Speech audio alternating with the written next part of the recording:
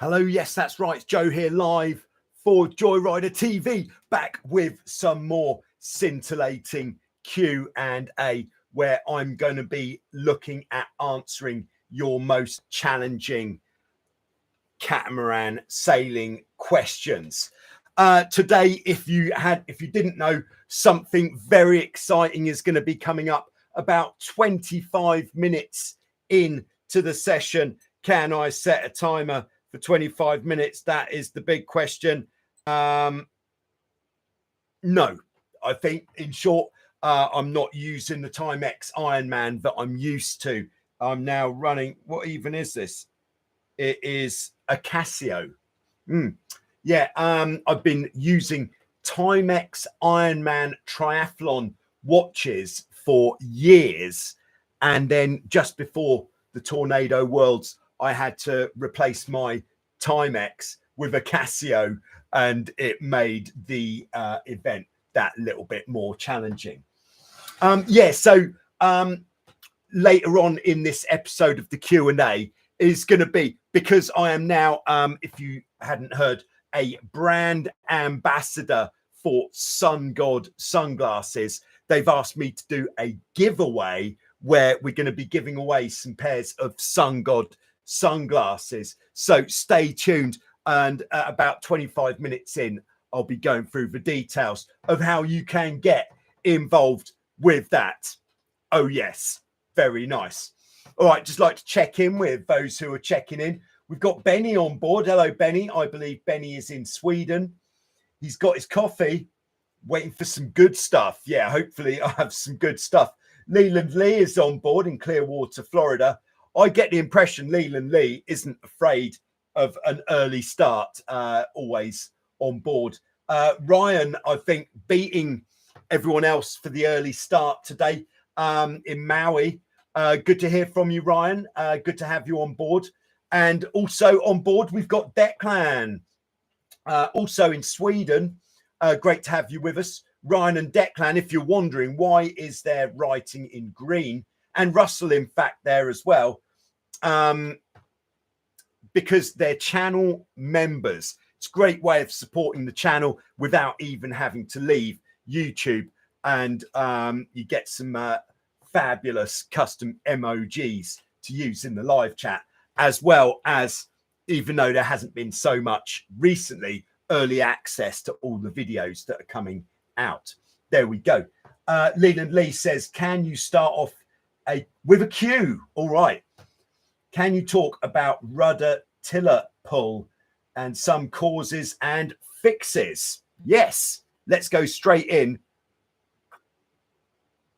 So what Lee is talking about here is when you're sailing your boat, and I think this is one of the most common complaints for a lot of catamaran sailors, is when you're sailing a boat, why is it that with your tiller extension or your tiller, what you're steering with, you are constantly feeling like you're having to fight it, like you're pulling on the stick, and it feels like quite an effort just to keep the boat going in a straight line. Now, the most common reason for this, is it the mast? Is it the sail? Is it anything else? It is the actual setup of the rudders themselves. So let's put this on a boat. Today, we're on some sort of skeg hull boat. All right. So what we're looking, well, what causes this heavy steering or weather helm? What it is if when you put the rudder down,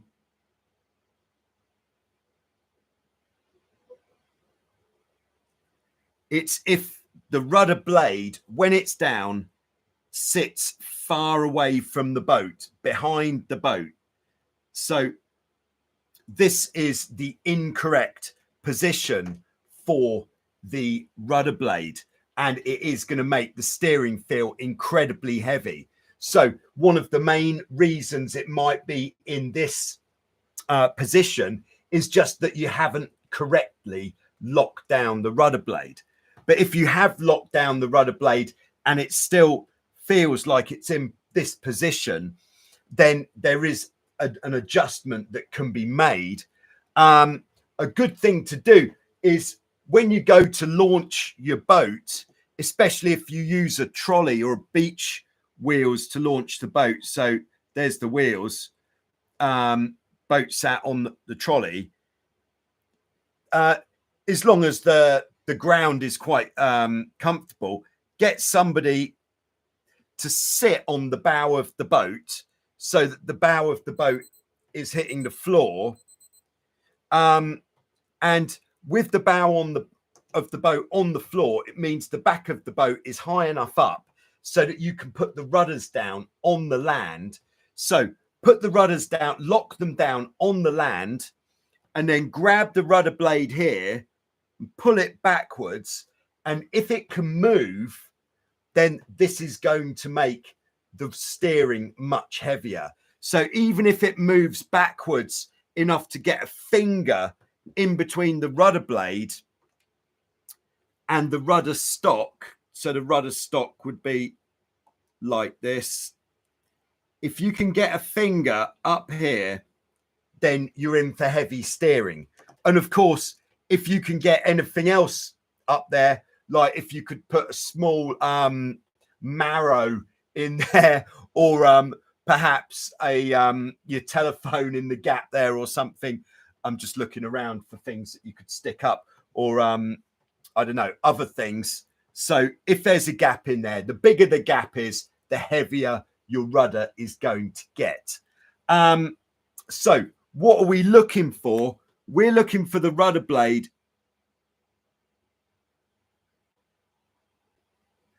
as sitting as close under the boat as possible, so that when on land, if you pull the rudder blade back, when it's locked down, no space appears between the front of the rudder blade and the rudder stock. So if this is our rudder blade like this, and then the rudder stock, if we're looking down onto the top, would be like this. And then the shape of the rudder stock would be kind of like this. We're trying to have no space here. And that means that the rudder is going to be trimmed down as much as possible. With the all the different brands of catamaran have different methods of adjusting what we'll call the rudder rake. So that is, the rake is how far down it is. So with all of the Hobies, apart from the Wildcat, they've got the same system where on top of the tiller arm, so we've got the casting like this, and then the tiller arm goes here, and we're looking down onto it from above. And then what we've got is a slot on the top with a bolt. So basically, the further forwards we put the bolt,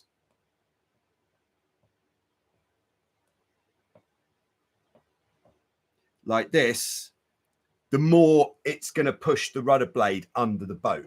So that is what we're looking for there. Now, as you start, say, if you can, let's say you could get one finger between your rudder blade and the stock at the front, as I indicated before. If you're only sailing in light winds, perhaps you like to use your boat just for cruising, light winds, you're not going to be lifting the hull, you're not going to be trapezing, maybe going out fishing or something, then it's not going to make the steering very heavy. But as you start going faster, smaller distances of movement with the rudder blade are going to make a bigger difference and make it feel heavier. So one finger, if you're going out double trapezing when it's windy, that is going to make it super heavy. If you saw the video that I put out yesterday, I think it was, sailing with D on the Hobie 16, the steering was pretty heavy, and that was because there was maybe a little finger distance inside that gap there. And when sailing double trapezing, really does make a big difference. So there we go. Yeah, so I think that would be a good first place to look at. And I would think that 95% of people with heavy steering have got heavy steering because the rudder blade is not sitting down enough. That's 10 minutes expired. I'm just using my 5-minute countdown timer. All right, so back to checking in. So yeah, got Russell on board, who says, sorry, hard to watch. I'm over designing my SUNGOD glasses right now. Great stuff. Yeah, if it's possible to hold on, let's just see where we are here. I'm multitasking, by the way. Just here, and here we are. If you are like Russell wanting to start designing a pair of sunglasses now, if you can,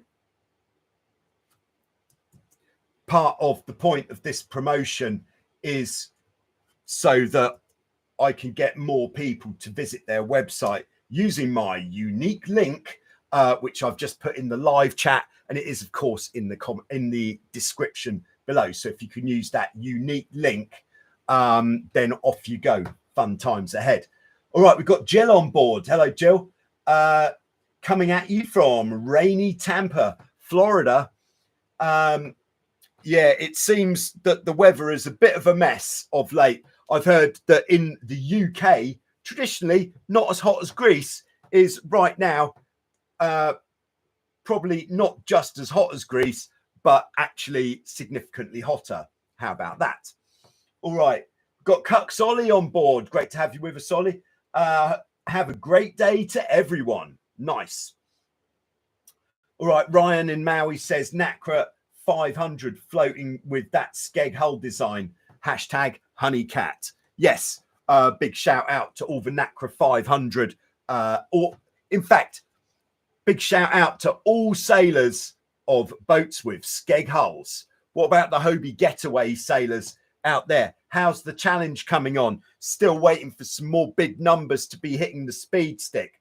By the way, on the topic of the speed stick, no, I haven't managed to update it. I know that I say I'm going to update it before the live Q&A, but I didn't have time today. Unfortunately, I will be updating it either after the Q&A or tomorrow morning. Apologies for anybody waiting to see their name on the big leaderboard there today, but I will try to get that done as soon as I can. All right, we've got Nebraska TPP on board. All the best to the Hobie coasters. I miss you.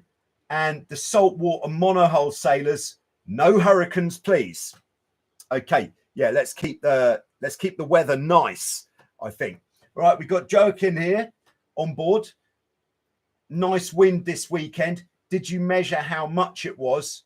It would be nice to know as a reference. Yeah, sorry, in the previous video, I think I did just mention what I thought it was at the start of the video, and that was I thought it was somewhere in the region of about 30 knots, but quite a gusty and shifty 30 knots of wind. But yes, I will try to be more on it with keeping everyone in tune with how much wind there is. And to be honest, it's not until the way that the sailing is here in Vasiliki Lefkas, Greece, is when the wind is in its traditional cross-shore direction, it is difficult to really know how strong it's going to be until we're actually out there, because it is significantly stronger, like as we get out towards the ballistic zone, than how strong it is on the beach.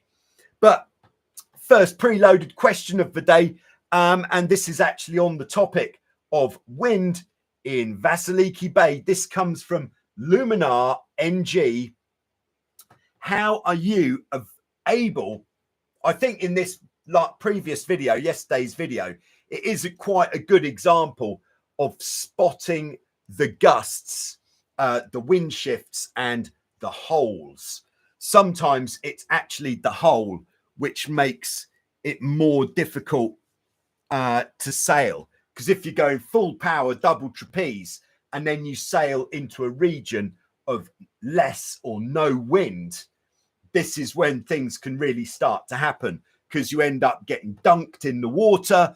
And then if you get dunked, chances are you're going to get swept around the back of the boat. And then if you're on a low volume boat, that is when our friend, the backwards capsize, can come to punish us, which is a barrel of laughs. Oh, yes, it is. But all right. So what we're looking for, how can I illustrate this? All right, let's start off with a boat which indicates where we are. And this is actually just for, on this occasion, is it? Does it matter? No. All right, let's get back to, so here we are. Boat is quite small because we're going to be drawing in the gusts. So what we're looking for is anything that look different on the water. So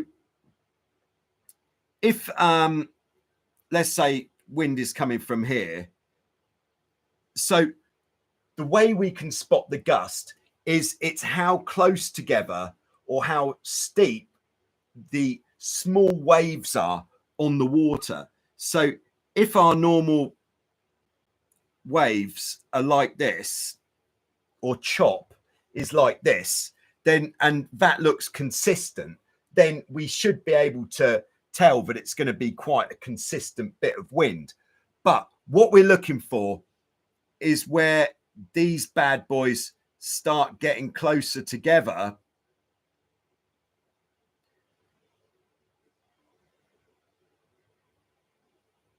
And then as they get closer together,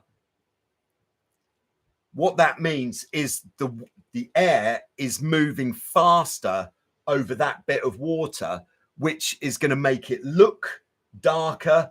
Or if you've got a lot of glary sunshine, then it might actually make it look shinier, because the more of these, the closer these little waves are together, the shinier it's going to look. Also, if you're sailing anywhere, in fact, and you're going upwind, then you might actually start seeing more white water coming towards you as well. Because if these small waves have started breaking a little bit, then what we call in the UK, we call this white horses, then this is even more wind. So this is what we're looking at on the water. And then what generally happens is when you get an area of stronger wind like this, in this area of stronger wind, the actual direction of the wind is going to change slightly. So, which would usually be what we call a header. So when we get the gust on the upwind point of sail, this will probably come with a header a lot of the time, which actually means as we get the gust, we're not going to have to adjust quite as much if we're sailing upwind, because as we get the gust, the wind's going to go from here more to here, which is actually going to act the same as us sailing up into the wind or easing the sails. So it's kind of a little bit on the upwind point of sail, a bit like automatic gust response. Whereas when we're sailing on a reach, we are definitely going to have to ease the sails on the reach. So when we're going for a speed run, there's definitely a lot of main sheet work going on, as you might have seen in the videos. All right. So I hope that is a fair explanation. If we were to illustrate this in a different way, a gust would probably come down like this, and quite dark, quite a darker, or as I said, a rougher patch of water coming down. And then one thing, as I illustrated in the video, that makes the gust seem like it's bigger is if in front of the gust, there's actually an area of lighter wind. So it actually makes the contrast between the gust and the lull before it greater, which actually makes the gust seem bigger than it is. There we go. Oh, just 5 minutes to go now until the announcement for this sunglasses giveaway. I think there is a chance I might be more excited than you about this, but I know what it is that is being given away, and I can tell you these things are absolute bad boys, so well worth getting involved. Okay, so we got PT73 personal training on board in the Netherlands, who says we're thinking about visiting Vasiliki next year with a group of sailors from our club. What is the time thinking about good and steady wind? I would say the key time, historically, most consistent time of the season for good wind, and I would say it, you know, the whole of July historically is the most consistent. But what happens from the middle of July is it does start to get a bit busier in the village, not just with water sports enthusiasts, but also regular tourists as well, coming out for a nice holiday, lovely bit of dinner, all that sort of thing. So for me, if I was going to come out to Vasiliki on holiday, I would come out end of June, start of August. End of June, start of July. I would say that is definitely the best time to come out, and that would give you the highest odds of getting a week with champagne sailing conditions every day. There we go. All right, so Russell says, oh dear. All right, brace yourselves, guys. We broke our Formula 18 mast this week while trailering. Hit by a truck, not my fault. So this is a cautionary tale. Russell says, make sure you red flag the end of your mast on the road. Lucky ours was, or it would have been our fault. Yeah, so if you haven't got a good marker on the end of your mast, if this is the trailer, there's the boat. I won't draw the car. I think we're beyond that now. And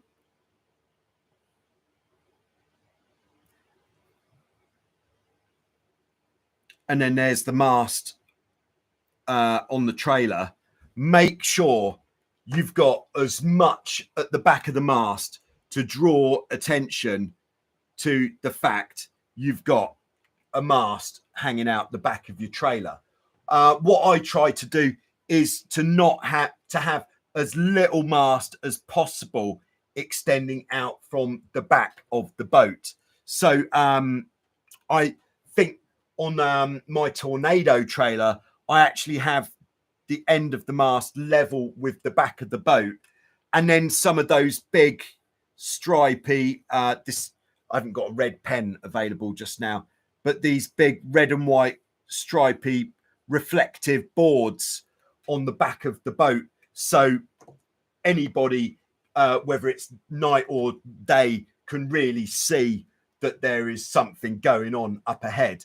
And but something flapping on the back of the mast, like a red flag or red and white tape or something, can really help there.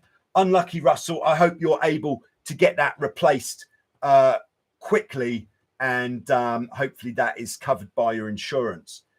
All right, Declan said, question, I'm considering trying a Hobie 16 boom on my getaway. All right, could you describe outhaul and what the boom is doing for the mainsail and boat control? Yeah, let's have a look at that.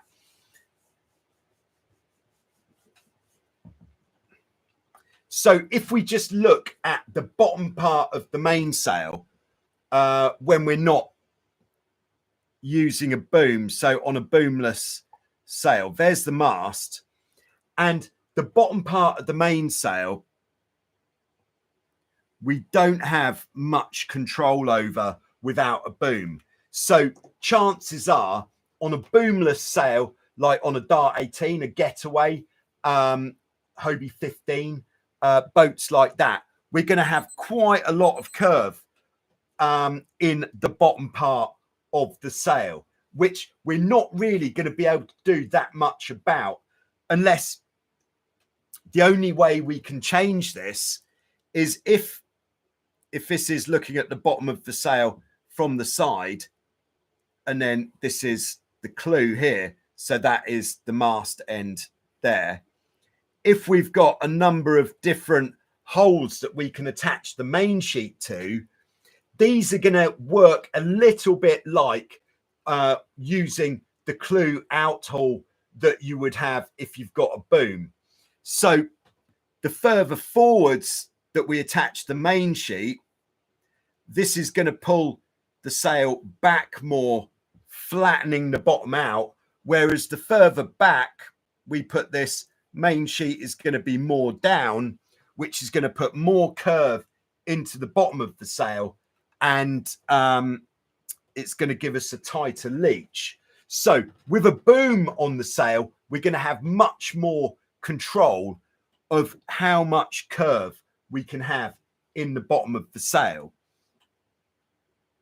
So with the boom,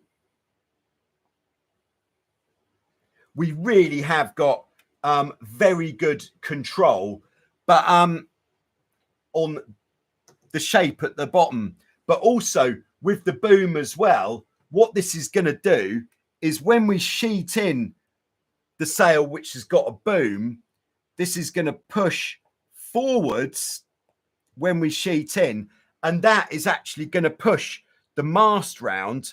So with a boom, it's actually going to lock the mast round as far as it is allowed to go when you're sheeted in. So this is a very useful device. But yes, we're going to really gain some performance by putting a boom on the mainsail. Now, perhaps you don't need to go as well. If you've got a Hobie 16 boom, then of course use it. But you could just source, like we've done on our Tigers and on my Tornado as well.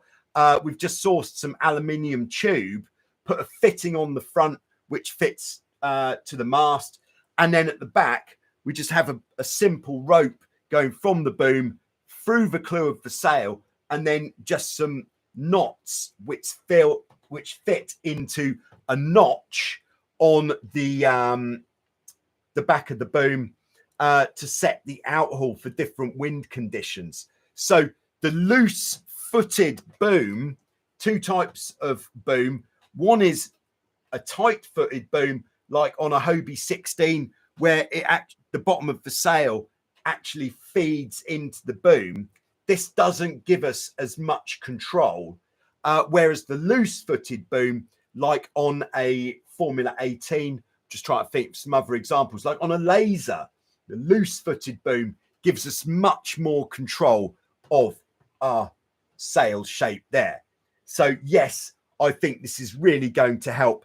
And with the outhaul on the boom, what we're doing here is we're controlling the shape of the sail just up to the bottom batten, perhaps the next one up above that as well. So for upwind sailing, we want to flatten off the bottom of the sail a little bit, so that we've got more curve in the top. I just learned this at the Worlds, actually. I always thought it was the opposite, but Olympic coach Christian told me, no, you want to have flatter at the bottom in those flat water sort of marginal conditions, and that is going to make the boat much more efficient, going to go faster. There we go. All right, you're not going to believe it, but it's now time to announce the Sungod sunglasses giveaway competition. Oh yes. So I've put some sunglasses on for this little feature. So firstly, you will find all the information of this giveaway in the video description below. But this is what we're doing. Like it says in the title, we're going to be giving away some SUNGOD sunglasses. This is actually going to be done at random, but to anybody who enters the competition. So you may be wondering, what do I have to do to enter the competition? Are these a bit too jazzy for you? Let's try these ones. Oh yes, far more respectable, perhaps if you're going to a function. So, right, I've written a list of things you have to do. First thing you need to do is to head over to the SUNGOD website using the link that I've supplied in the description below. And it's also in the live chat a little bit higher up if you can't wait. Very important that you use that link. Second thing you need to do, on the website, choose a style of sunglasses. These ones, I believe, are called Tempests. There's loads of different styles there. These are called Renegades, very popular. And then if you really want to cook those beans, you might need some like this. Yes, it's like a welder's mask. Oh, you can actually see some weird reflection in there. These are so cool. Can't wait to try these on the water. But all right, choose the style. Right, step number 2, click the button that says custom. Now this is where the fun really starts. You can then customize your own set of glasses. So customize the frame color or colors where it's applicable. The lens color, there's many different styles of lens. Like, do you like a bit of gold? Oh yes, I certainly do as well. Oh look, you can see there's the monitor where this is going on. There's the other one, which I've got other stuff going on there. Yeah, lens color. All right, hope everyone's enjoying this as much as I am. Then you can actually change the color of the logo, like on the side there. I've gone for red on these ones. Look at those frames. Oh, want some of those? Oh yes, you do. And then there are different qualities of lens that you can go for.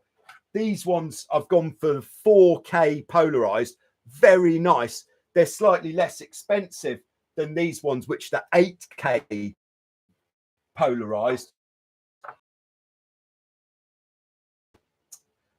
There is a different, you can see, but comparing the 4K to other brands of sunglasses, they're pretty much the same. The 8K is just better. So in the giveaway, I'd max these bad boys out. All right, then once you've done that, oh yeah, on certain styles, like on these ones, you can choose the color for these bits as well. So do that. And then that's like your homework before you enter. And then to actually enter, in the comments to this Q&A video, that's the comments below, not the live chat. Just like to repeat, not the live chat. Anything in the live chat won't be an entry, has to be in the comments below. In the comments below, put what your choices were. You can abbreviate it as much as you want. Let me know where in the world you are. Just the country is fine. So if you're in Peru, write Peru. If you're in Denmark, like Mr. Tony KP, write I'm in Denmark. If you're in Kiel, Germany, like Kevin, say Germany, like that. And then put that in the comments. And then this is how it's going to work. In next week's live Q&A, I'm going to be picking the winners. Oh, yes. It's not a test. So this is going to be completely random out of everybody who's entered. And then after that, your set of Sungods will be arriving in the post. The delivery on these so quick. Even in Greece, where nothing happens quickly, it took 4 days for these to arrive. That is for here. That is very, very quick. So I would say in the civilized world, not that Greek isn't civilized, of course, but everywhere else, even quicker. Very nice. So there we go. Good luck with that. Get customizing, use the link. Very important. Thanks very much. I'll just have a little sip of this and then we'll get on. All right, back in the game. So back in the live chat, we've got Max on board. Great to hear from you, Max. Are you coming back to Greece at all, Max? It'd be great to see you again. Max says, greetings from Lake Garda. Nice. Did some nice Hobie Pearl sailing with Andrea, mum of Clara. Great stuff. Long-term staff member in Vasiliki. Was that at the the Heinz Stickle sailing place in I never knew if it was Melchesney or Melchesini, but that's a great spot to go sailing from. Very nice. All right. So greetings from Denmark, Mr. Honey KP. Great to have you with us as always. Declan says the stream is very stable this week. New IT perhaps cooking the bits. No, but very excited. This is almost as exciting as everything else. My world is just a world of excitement. Not going to lie to you. But this Sunday, yes, Joyrider TV will be receiving, courtesy of international delivery guy, Office Hands Dave, a new computer.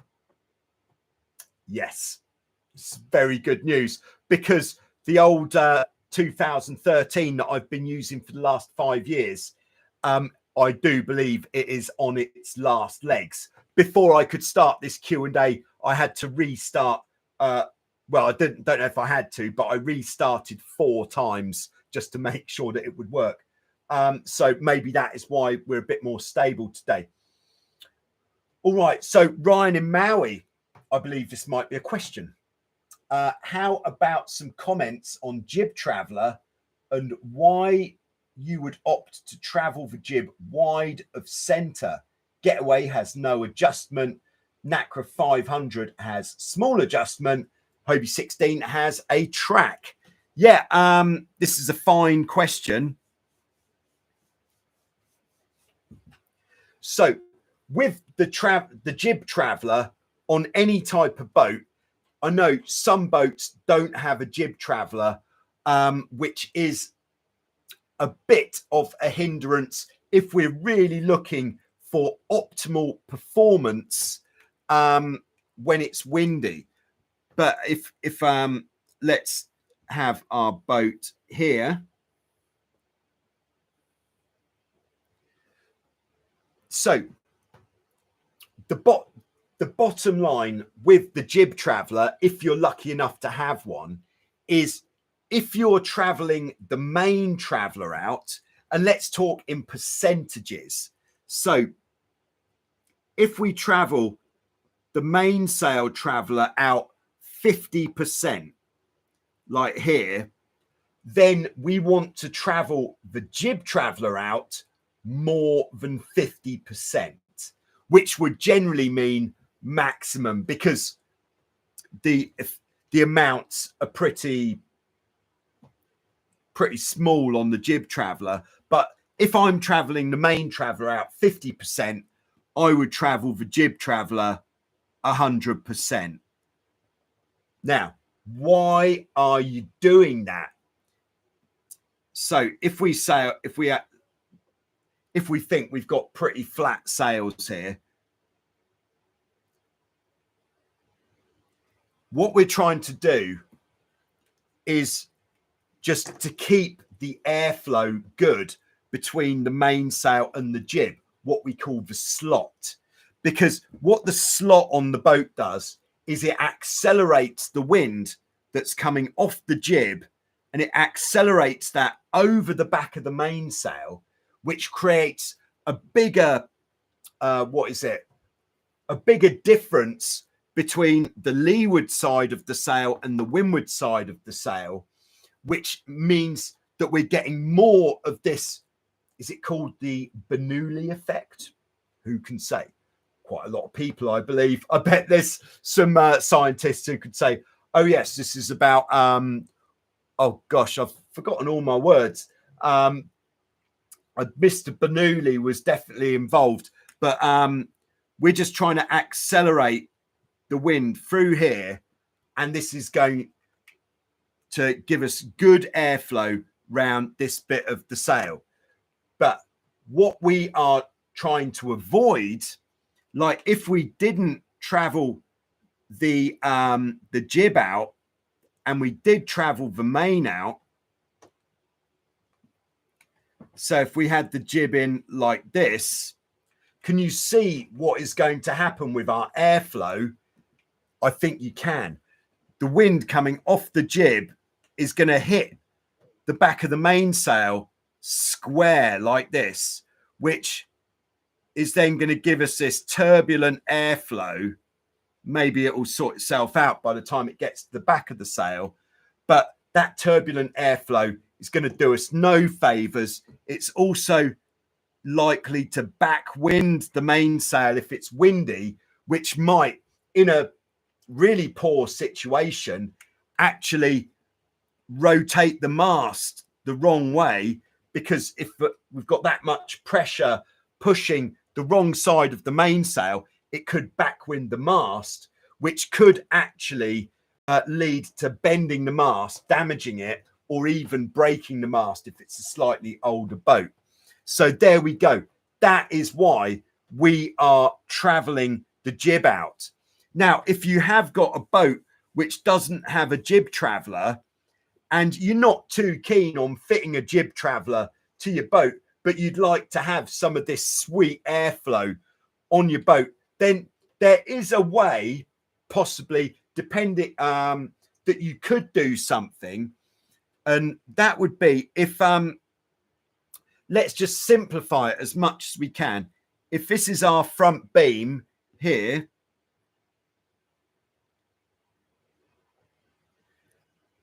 this is the clue of the jib, like this. And this is where our cleat is here. Maybe it'd be on a spring. So the sheet would usually come to here. What you could do, what you could look at doing is put a line coming from the outside of the beam. Let's do this in blue so we can see the difference.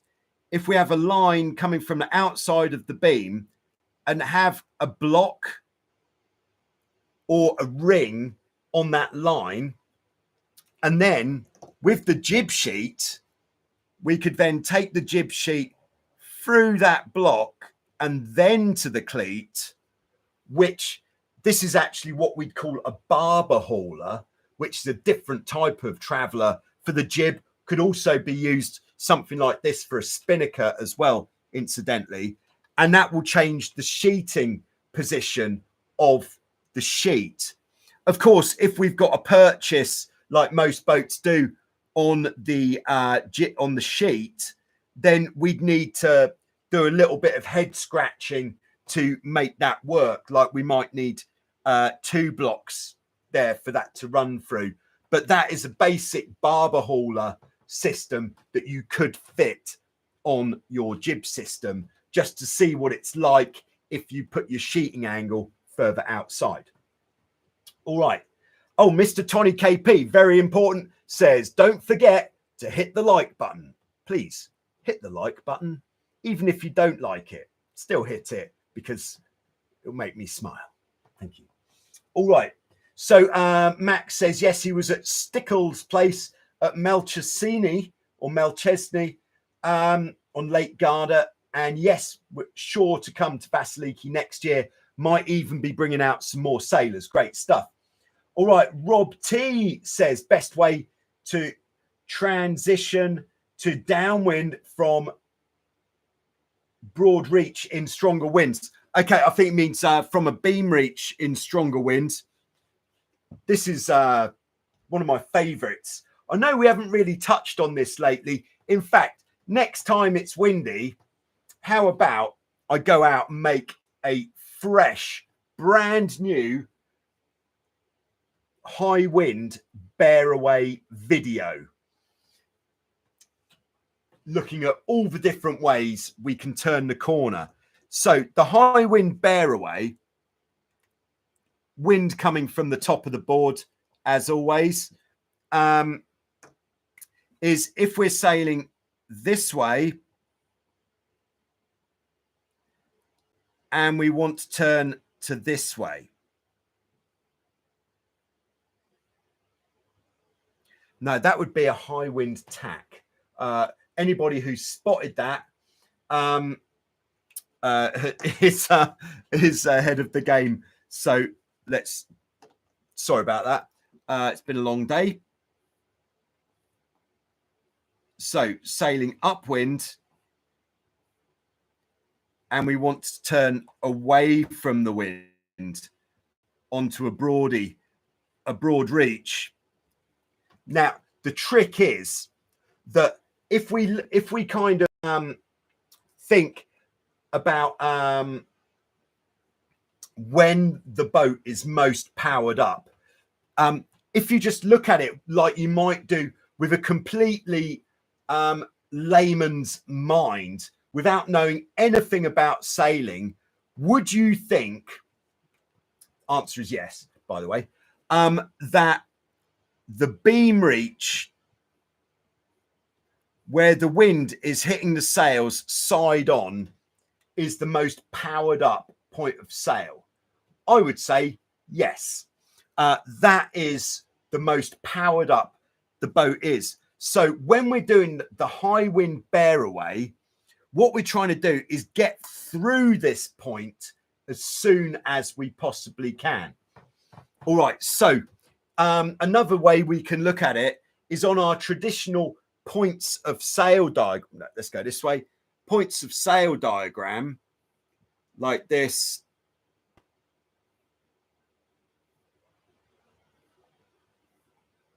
Where this is the beam reach. This is upwind. Sorry, not the best pictures of boat there. But we've got, this is the no-go zone, where if we turn into the no-go zone, we're going to lose power. And then we've got what we might call the slow-go zone, or the D-power zone, which if we turn into this area, this is our second place where we can really lose power. So the nearer we get to these zones, the less power we're going to have, generally speaking. So getting around this corner, get through the beam reach as quickly as possible. Now, how should we do that? Well,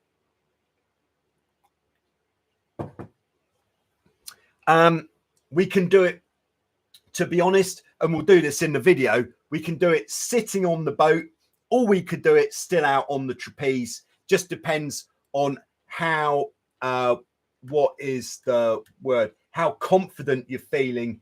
If you're going to stay on the trapeze, you certainly want to be feeling fairly stable out there. So what we want to do is, as we turn this corner, we want to be letting out the sails. If it's windy, we want to be letting out the sails too much as we turn. If we let out the sails the perfect amount as we turn downwind, what's going to happen is we're going to be much more at risk of sticking the bow in as we turn. So by letting out more sail, we'll keep our weight back on the boat. We can let out the traveller and the main sheet and the jib as we turn. If you want to do it a bit easier, you could let out the jib first, then the crew takes either the main sheet or the traveller, and they ease that out as you turn the corner. And then every time you even feel that the bow is starting to dip down, you let out more traveller, more main sheet as you turn the corner. And then once you get onto your broad reach, where the apparent wind is coming straight across the boat at 90 degrees, then that is when you can settle, adjust the sails, and off you go. There we go.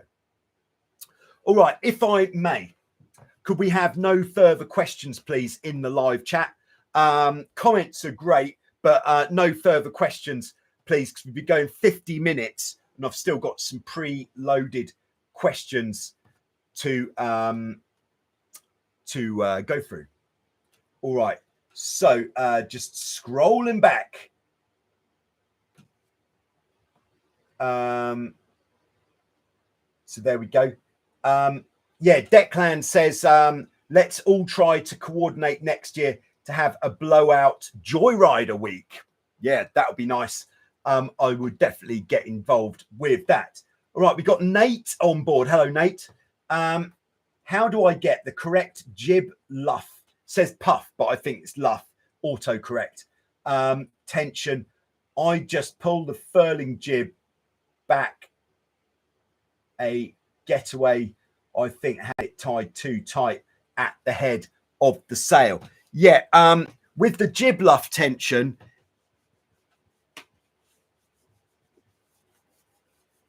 the tension in the jib luff does a very similar job as far as the jib is concerned to the downhaul on the mainsail. So in lighter winds, you want less tension on the luff of the jib, however it is you're adjusting it. And then as you get more wind, you want to have it pulled down harder. So with a looser luff on the jib, we'll have more curve. Don't even know where the boat is in this picture. And then with tighter luff on the jib, you'll have a flatter sail, much better for higher wind.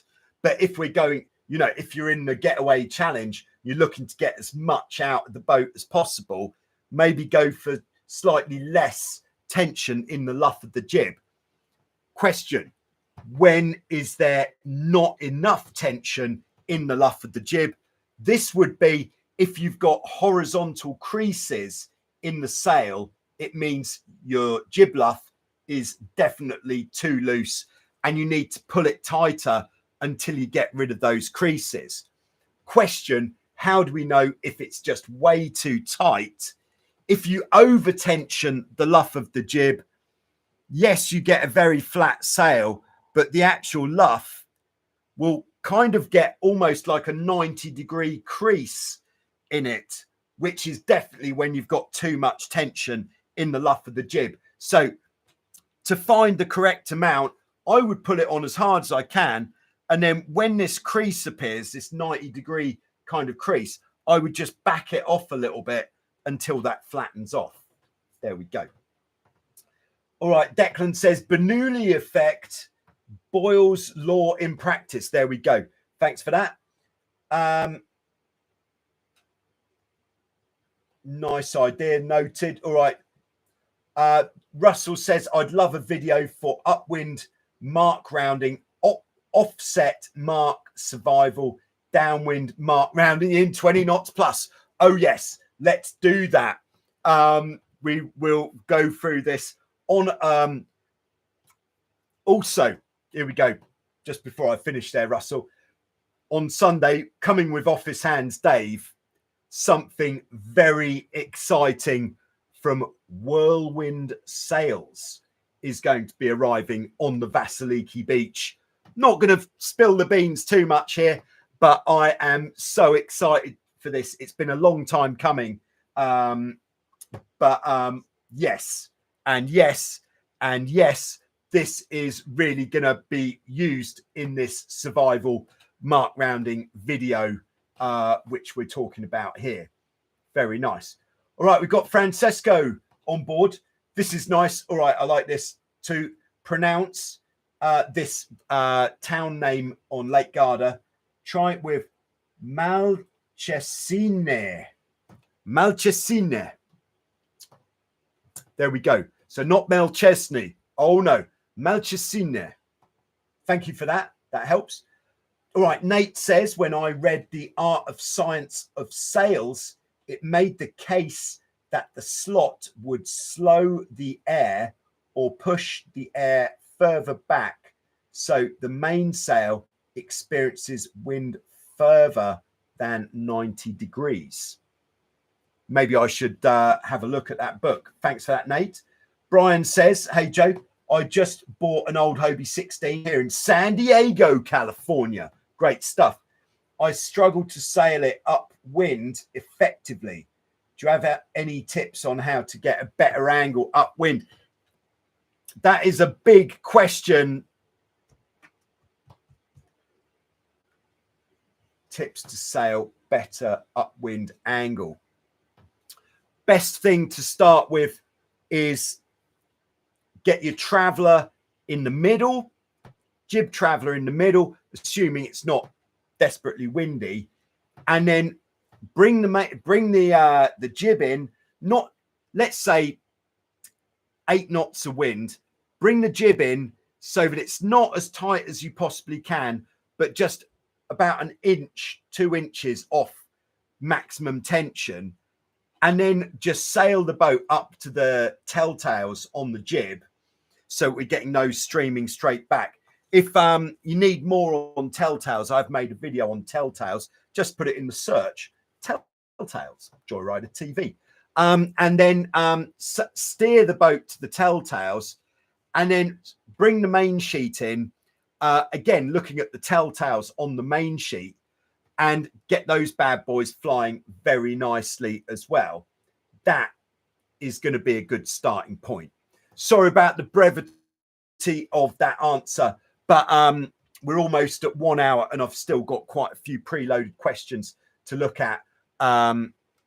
So we'll go into more detail on that later. If you want more on that, Brian, put it in the comments below alongside your choices for the Sungod giveaway, and I will get onto that at the start of next week's Q&A. How about that?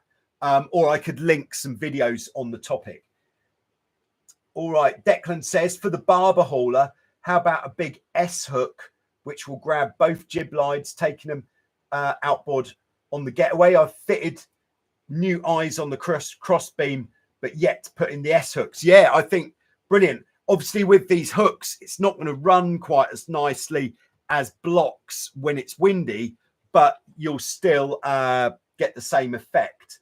And Declan's going to report his results. Perfect. Ryan says, my getaway stainless eyes are deeply corroding in the front beam. All right, I'll leave you guys to chat about that. Joachim says, seems like a good idea, anything to open the jib. In the F18, the Traveller is a bit short for high winds when reaching. F18 is not designed for reaching, but better for up and downwind sailing. All right.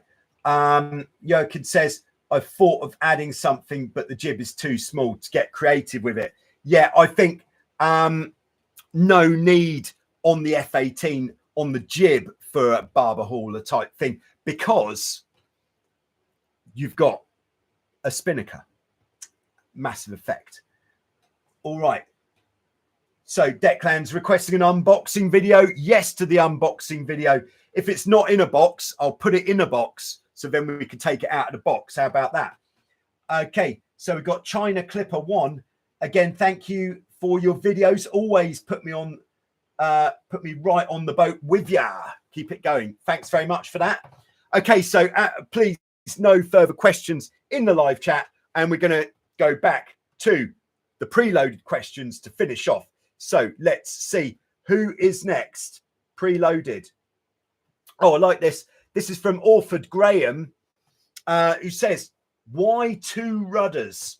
Now, you may think, as I do, when you first hear that question about high wind, catamaran sailing, speed run sort of stuff, why 2 rudders? You might think, is this quite a simple question on if this is looking at the boat from behind?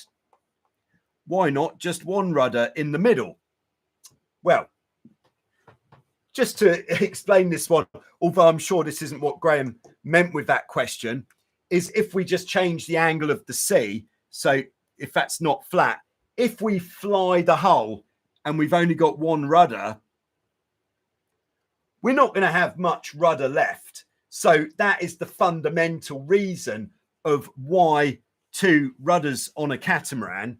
But I believe the actual question meant, because very popular in Hobie 16 sailing is in the racing, is to sail with the windward rudder lifted, which, if you think about it, lift the windward rudder, you're going to reduce a lot of drag. And also because of the flexing of the Hobie 16, because of the way it's constructed, as the boat flexes, you know, you may be lifting the hull a bit, but those rudder blades are going to be changing quite a lot as well as the boat flexes. So by lifting the windward rudder, you don't have the negative effects of the rudder being out of alignment or what have you. So yes, if you wanted to sail faster, you know, I would love to sail with the windward rudder actually removed, but why not sail with it lifted? I have thought about this. People do ask, so with the rudder blade lifted, all I would say is, have you seen how sharp the trailing edge is on an EPO-free rudder blade? Or in fact, on any rudder blade, that trailing edge is pretty sharp. Now, what if, whilst on a speed run, you just lose your footing slightly and go off the back of the boat,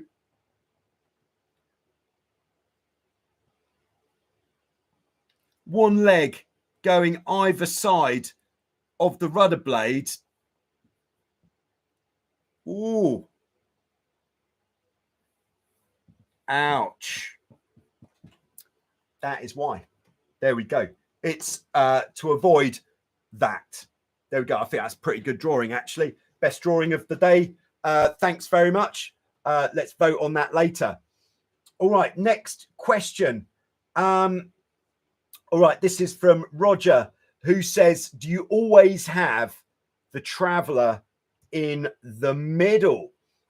This refers to sailing the F-18 style boat with the spinnaker. Yet on this type of boat, we are sailing with the traveller central much more than on a more simple boat like the Hobie 16, because we've got more sophisticated means of depowering the rig.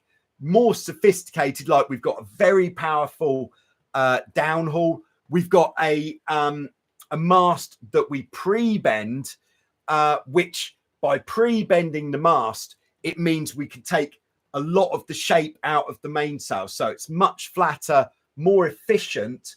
And then on the downwind with the F-18 style boat, yes, we're keeping the traveller in the middle, because if we do put the traveller out at all, it's actually going to create drag in the air, which is going to slow the boat down.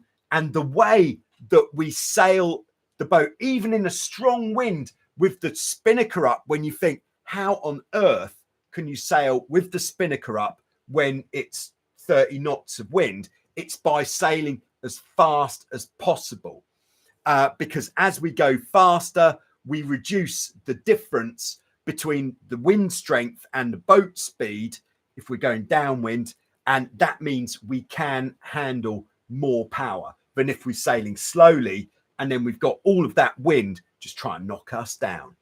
There we go, traveller in the middle. Okay, all right, this is a really interesting question from Neil McLennan, who says, I'm just going to paraphrase his question. During the Tornado Worlds videos, when I had the helmet cam on, it appears the helmet cam never points at the telltales on the mainsail. He says, am I just that experienced that I can feel what's going on up there, so I never actually need to look at them, or am I just not paying attention? So answer to this is when I'm using the helmet cam. Here's a this is a GoPro Hero 5. So if you imagine, I always have the camera tilted down quite a lot. This just gives a better picture, because if I have it straight like that, you do a lot of the time, especially if I'm trapezing, only see the top of the sails, nothing else. So there is a bit of camera angle going on there, but also to do that with the neck a lot, get a bit of achy neck. So I do it with the eyeballs more. So a bit of like that. So if I'm looking like that, the camera is still only looking kind of flat. There we go. That's how that works. Final one in the preloaded. This is from the normal platypus 3514, who says, I want to replace the trapezing grip on the boat, but how to safely get the old grip off. Yeah, getting the old grip off is a painful operation. And what I have done to remove old grip from boats is, first thing I would do is just see if you can actually get a corner up with a knife, or what I use quite a lot is the blade of a Stanley knife. This is really good for this sort of thing. And then hold it with two hands like this, and then use it like a scraper. See if you can get a corner of the old grip up, and just see if you can very slowly peel back as much as you can. But if your grip is really old, chances are that's not going to work. So it really is just a case of Stanley knife blade and scraping it off. Now you may be thinking, but I'm going to scratch the hull underneath, or I'm going to scratch my sidebars. It is unfortunately in my opinion, a necessary evil of getting your old grip off might be just scratching a bit what is underneath. But then you may think, does it actually matter if I've scratched it a bit, where I'm going to be covering it in some nice new grip? Of course, if don't scrap it too much, try not to scratch it. But if you do, it's not the end of the world, because you're about to put some nice new grip on. Then to get the old glue off, I've had some pretty good results with WD-40. In fact, getting glue off. This works really well as well for if you've got sealant or paint or something on your hands, or glue on your hands. WD-40, really good. Who knew? Huh. Yeah, and then WD-40 off. Then once you've got the glue off with the WD-40, wash the surface with some soapy water, and then I would finish off using some acetone to just really get that as clean as possible to finish with. There we go. All right, so I believe that is all of the the preloaded questions. So finally, from Declan says, please hit the like button. Thanks to everyone for hitting the like button. Joachim says, reaching with any considerable wind, Formula 18, 15 knots, it's not an option to keep the mast out of the water. That's when the jib traveller is too short. Yeah, fair enough. Sorry for glossing over that. But you just have to sail with less sheet, which puts more twist into the jib. It's not ideal, but that is all that we can do in that situation. I'd just like to thank everybody for being involved in this stimulating Q&A. I'll put the welding glasses back on, ready. Yeah, so with these ones, different color of that bit, different color of that bit. You get to choose different color of that bit. I've coordinated quite nicely. And these bad boys, I'm going to be taking these on the water, seeing how they cope with the spray. All right. So thanks very much, everyone. Get entering that giveaway, and I'll see you soon with some more on Joyrider TV. Oh, yes.